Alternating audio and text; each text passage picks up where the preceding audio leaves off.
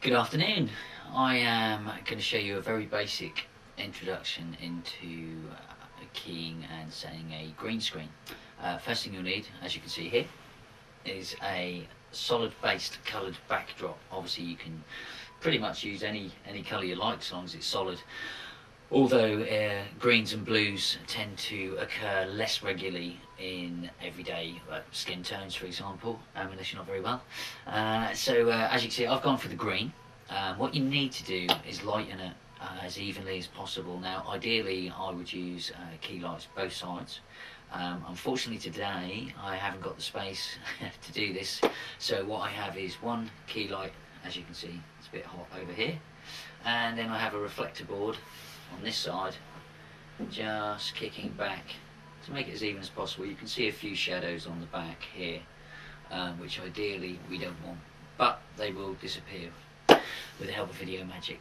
So what I'm going to do now is I've been recording this piece of babble, and I shall go over into Premiere Pro and show you how to set it up from there.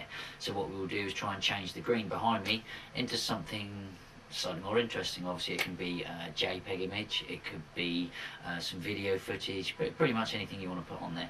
So let's go have a look at the software. Okay, so what we have now is Premiere Pro CS3. As you can see, I've already imported my video. So what we're going to do is use the video footage, and you can use an image or anything you like, but I'm going to use a jump back, more interesting, just a moving background. So we want our jump back on video channel 1. Okay, so if we just want to resize that slightly by going into motion, selecting the channel, and just bringing your scale up a bit so it at least fills my screen, like so. And now obviously if I do a tester, I can see where the motion is. Okay, that's fine.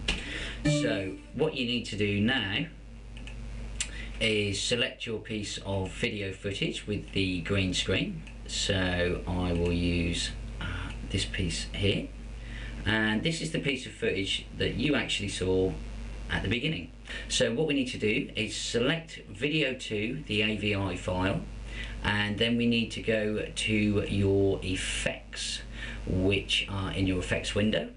Okay, and if you look in your effects under video effects, we want to go to keying, and then from keying you want chroma key, and lay that over the top of your AVI video footage. Now what that has allowed us to do is, if we do the drop down on chroma key within our effects controls, and just here you'll see a little pipette which is going to select our background colour. So find a relatively even middle green, not your darkest, not your lightest, and select it like I have there.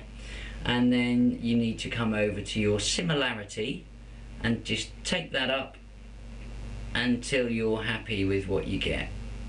Okay, now obviously you can see by my hair if you go too far, so you need to just find a happy medium, which is, I would say, around there for now.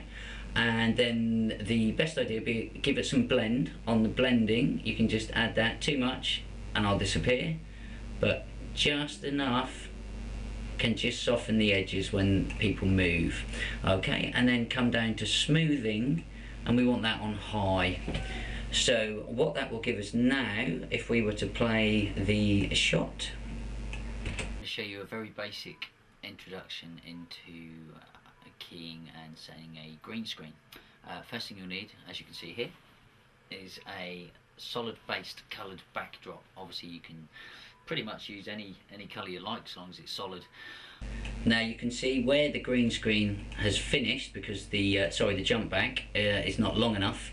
So what you would do would just be to add multiple jump backs along the bottom of your footage, or if it was a JPEG you could just drag and stretch that out. Okay, so then all you would do is set that to render and save as an AVI.